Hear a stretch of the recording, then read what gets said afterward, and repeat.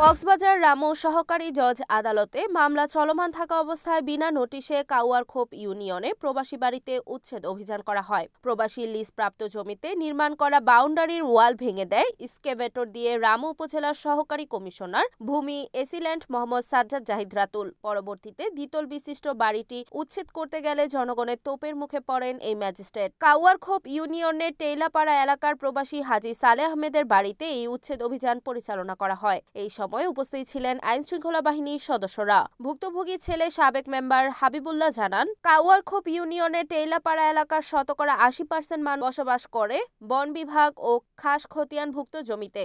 একমাত্র প্রবাসীর বাড়িতে উচ্ছেদ অভিযান পরিচালনা করার কারণে জনগণের তোপের মুখে পড়ে প্রশাসন। রামু উপজেলা সহকারী কমিশনার ভূমি AC land executive magistrate Sajjad Zahid Ratul জানান, আমরা সরকারি খাস খতিয়ানভুক্ত জমিতে উচ্ছেদ অভিযান পরিচালনা করেছি। ভুক্তভোগীদের কেন নোটিশ দেওয়া হয়নি প্রশ্ন করলে উত্তেজিত হয়ে পড়েন এই ম্যাজিস্ট্রেট। এই সময় বাড়ির মালিক রাশেদ বেগম জানান, আইনি তারা সাইডে নিজাম মাঝে হন হতাবার্তারা সারা আর কেন অভিযোগ নদে আর তো সর কুড়োর মাঝে মামলা আছে তলি তার কুড়োর মামলাই আন হনর আইনও দিতে ইতা রাখেন কইছে আইন আর বাড়িঘর ভাঙাই ফেলে নিজামের মাঝে আইবিউল্লার মা তো ইয়াসমিনা আক্তার জানান, ঘর ভাঙ্গি বেলা এসে দেয় তারা হনিকারে তারা হয়ে দেয় কুড়ো তো অভিযোগ দিয়ে বলে হয়ে নে তারা অন্য মিকা ভাঙ্গের বলে হয়ে না এটা আর ঘর গান ভাঙ্গিতে এসে দেয় তারা হন হনমিকা তো অভিযোগ লয় না এসে দেয় নয় তারা আর হন অভিযোগ ন দেখে আর হন অভিযোগ ন দেখে হন নোটিশ ন দেয় উগো আর তু গার্জিয়ান তু ফুসার আসান নগরে দূর মাঝে বড়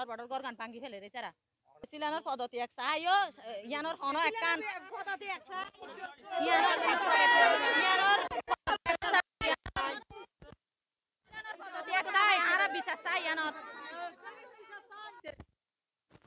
নবী আলম জানান, জনাব হাবিবুল্লাহ উনি একজন সাবেক মেম্বার এবং মান্যগণ্য ব্যক্তি, জনগণের খুব কাছের মানুষ। ওনার বাড়িতে কেন অভিযান চালাচ্ছে এটা আমার মনে প্রশ্ন জাগে।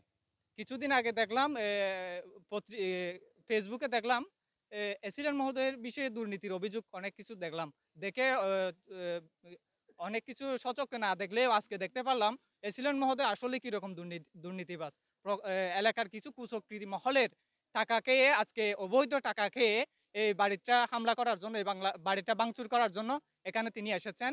আজকে আমার বাউন্ডারি ভাঙছে। এই বাউন্ডারিটা হচ্ছে যে 1982 সালে আমার বাবার নামে লিজ আছে। লিজ অনুসারে আমরা দখলে আছি আজকে 70 বছর ধরে। আমি এটার বিষয়ে যে লেসের কথা বলতেছি, লেসের দলিলটাও আমার হাতে আছে। এটা নিয়ে আমি আদালতে, মাননীয় আদালতে একটা মামলা করেছি।